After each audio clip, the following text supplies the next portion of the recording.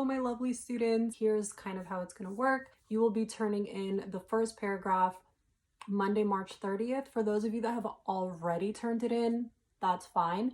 But I have been getting a lot of questions about basically what a rhetorical analysis is. And I think this lost time is kind of just making us forget a little bit about what we learned in class. So I am going to upload those PowerPoints for you. So I am going to upload this video, and I'll also try to make like a YouTube link or something that is easily accessible even from a cell phone and doesn't require too much data.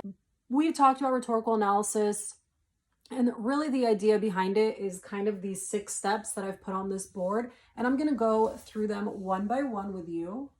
So as you can see,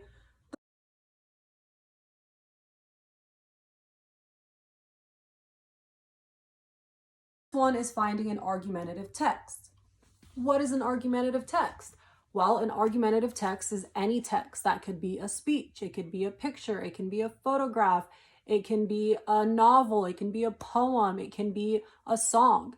Anything where you think that the author or creator or photographer or whoever is making some type of argument. So if you remember the pictures from class, we looked at a few pictures from class, and it was where an Instagram artist decided to put one image next to the other, right? They juxtaposed them because they wanted us to be affected in some way, right? And usually that effect is an argument. They're arguing that there's 2 different worlds that we're living in. One world where everybody is in a bit of panic, right? Because they're at war, or some type of health crisis or pandemic as we're currently experiencing. And then there's the world where people are kind of settled and peaceful and happy, and there's no real concern for safety or like life and death situations. And now that argument isn't explicitly written, right? He doesn't post a picture and then write across it, this is an argument. Really, the idea is that it's implicit, meaning that it's there, but it's not said, right? So sometimes you have to look for the argument in something like a picture, photograph, or cartoon or whatever. And then there's some things where the argument is very clear, like a text, right? So if you are analyzing an argumentative speech, it's probably going to be easier to find the evidence because there's words that are written down that you could refer to as evidence.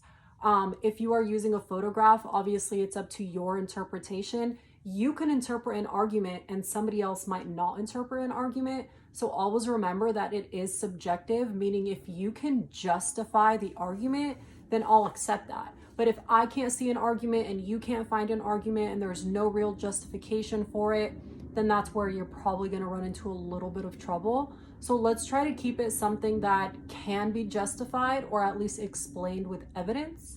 And then let's move on to step 2. So step 2 we have here is analyzing how effective the author was at making their argument. This is kind of like a yes and no question. And the reason I say it's kind of like a yes and no question is because this is not an agree, disagree type of essay. This is an essay where you have to make a decision because you are the one that's analyzing the text. Did they do a good job at accomplishing what they set out to do? So let's go back to the photograph from class, right? We saw one image of war and one image of peace. Now, if you are analyzing that, you have to make the ultimate decision. Do I think the author did a good job? Sure, I think he did a good job. A lot of you guys also agreed that you think he did a good job because we all kind of realized that it was emotional. It had a lot of pathos. It had a lot of effect on us. There was cultural reference there, right? There was a lot of context that had to be unfolded. And when you see that type of evidence and context and information, it gives you a lot of content to write about. So you can decide, yes, I think they did a good job because they used pathos and, whatever to get their argument across. Or no, I don't think they were effective because it was so vague that the general population maybe wouldn't understand that that was the argument that they were making. Or if you want to challenge yourself, right? Some of us like to challenge ourselves. We can say the author was effective here, but ineffective here. So if you want to do it like that, you totally can. Your thesis is just going to be a little more complicated than somebody else's. But if you want to do that type of an essay, I am more than happy to help you and we can work through that together. But as far as making the decision, that is really entirely up to you. If you can justify that it was effective versus ineffective, go for it. Next, we have step 3, And this is basically choosing the key devices that were best used, right? So everybody's going to have a different perspective on this. You know, some people might not pay attention to things like style and organization. Some people might really pay attention to things like pathos, ethos, logos. So it really is entirely up to you. If you prefer to talk about style and organization, then that's something that you would choose to talk about. Organization really works best in some type of structured essay, like an article or an essay or a poem or a novel, where the information is revealed to us in bits and pieces, right? Like the introduction reveals the background and the context. You know, why do we structure essays that way? Because they work organizationally.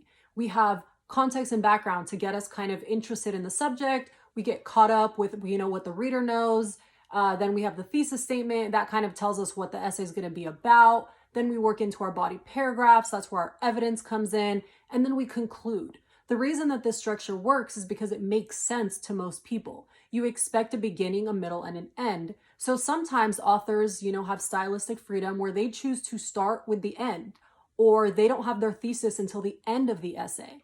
Now, this can be effective, you know, but it is obviously up to interpretation. Some people might agree that, yes, I love this idea. I think it really worked well. It kind of helped me understand all of the background before the argument. Some people might think, I don't really think it worked that well. I think the argument should have come up sooner. I was kind of confused when I was reading it. So you all have your own justifications for it, which is why in class, if you remember, I mentioned that two people can read the exact same thing and come out with completely different opinions. You might have one person that says, this was so effective, it made me cry, I was so emotional. And then you have other people that think, I don't really get it. Like, what was the point? Was it just to make me cry? Because that's not really useful. So everybody's going to interpret it differently, but that's entirely up to you. So you have to pick some of the key devices. If you forgot what those were, the key devices are listed in bold on your prompt. They're also in our textbook in the chapter that says Guide to Writing Rhetorical Analysis in chapter 6. And then we have the thing that we've all been working on and we're all going to get feedback on. So nobody panic, which is the introduction. This is your background and context and thesis statement. What is background, right? Background is the information we need to make sense of what you're talking about. Let's say you pick, again, that photograph from class. Who's the photographer? Where did you find the image? What type of art do they usually produce? This kind of gives us a little bit of context. Therefore, we get to understand how the artist thinks, how the photographer thinks. You could give us some contextual background, some historical background, some cultural background, right? Where are they from? How long have they been doing this? Are they experts in their field? And then you're going to lead us into a thesis statement. So a thesis statement, as we know, is made up of two main things. It's mostly your main claim and then some type of reasoning behind it. For this specific type of thesis statement, I'm looking for a few things. I'm looking for your main claim. The author was or was not effective, or was both, at accomplishing their goal. Whatever that goal is, you have to decide. So maybe something like the author or the photographer was effective with his art at making the argument that there are two different types of lives being experienced right now. Those that are under threat of war and those that are very peaceful. And then you might add in what those key devices were, right?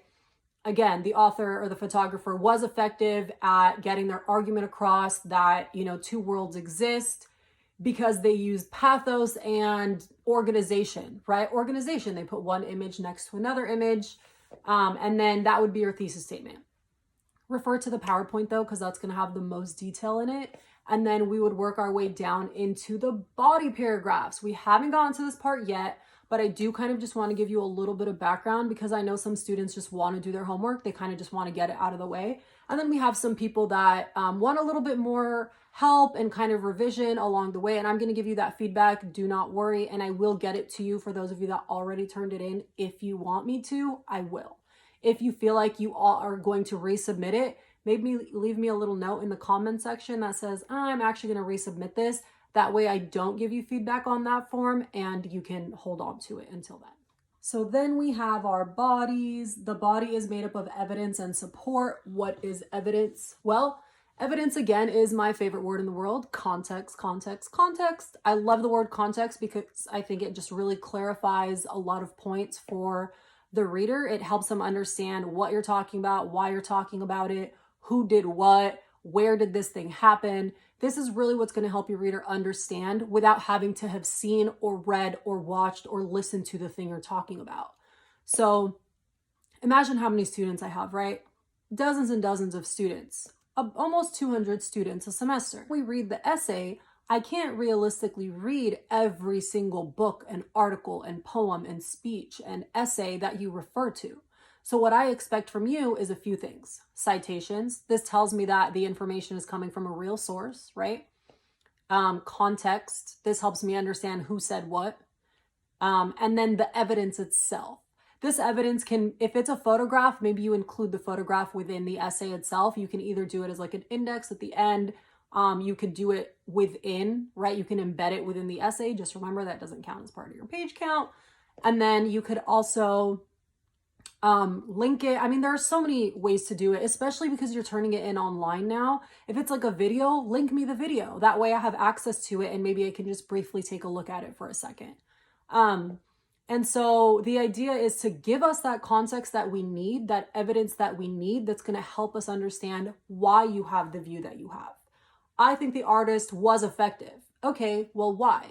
Well, because he used, cultural context by taking a photograph of a war that has been very popularized in the Middle East.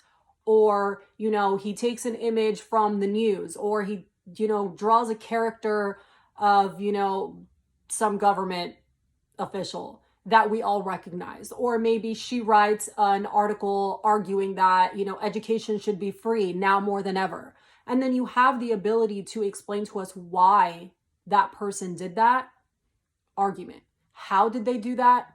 Through the key devices. Where's the evidence? In a quote, maybe a paraphrase, maybe a link, maybe a picture, maybe a graph, right? Maybe you're reading an article and they included a bunch of graphs and you think that lends to the credibility or to the logos behind the author. Okay, perfect example. Let's include that chart in here. The author used logos and or credibility. Those ones kind of work hand in hand sometimes by including a chart. And that chart helped us understand the data that was presented in the essay. And then again, you would explain why. Because remember, after every quote or every piece of evidence, you always have to follow it up with commentary. Commentary is where you come in. So it's always going to be you, source, you, source, right? It should be 80-20. It's you talking the majority of the time. Your sources are just there to provide the evidence to kind of prove that what you're saying has value and can be justified in some way. Lastly, we have our conclusion. I'm going to talk about this the least because, again, I think we have a lot of time to work on this. The conclusion is really, how should I make sense of what you wrote? This is where your insight comes in. Maybe you want to provide some advice for your readers, some warnings for your readers, maybe your interpretation of the information. You don't want to counter argue in your conclusion because you kind of want to leave your reader with the idea that you know what you're talking about and you believe in what you're talking about, right? Imagine giving somebody like life advice and then they end it with, well, whatever, do whatever you want. Then you kind of doubt everything they said. You think to yourself, well, should I take your advice because you just told me to just do whatever I want? So do you even believe the advice you're giving me, right? It's an uneasy feeling that we create.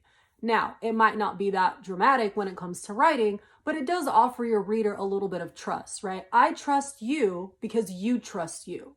But if I feel like you don't believe what you're saying and you don't believe what you're saying, it will show up in the writing. So that's always something you want to avoid doing, is ending with like a counter argument, ending by disagreeing kind of with what you said, or ending in such a vague way that kind of makes your reader think that you don't really agree with anything you wrote and that you're kind of just guessing.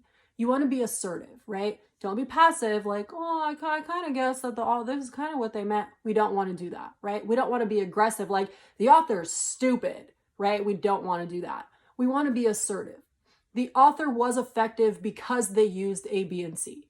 That way, I know that you believe what you're saying because you've found the evidence to justify what you're saying.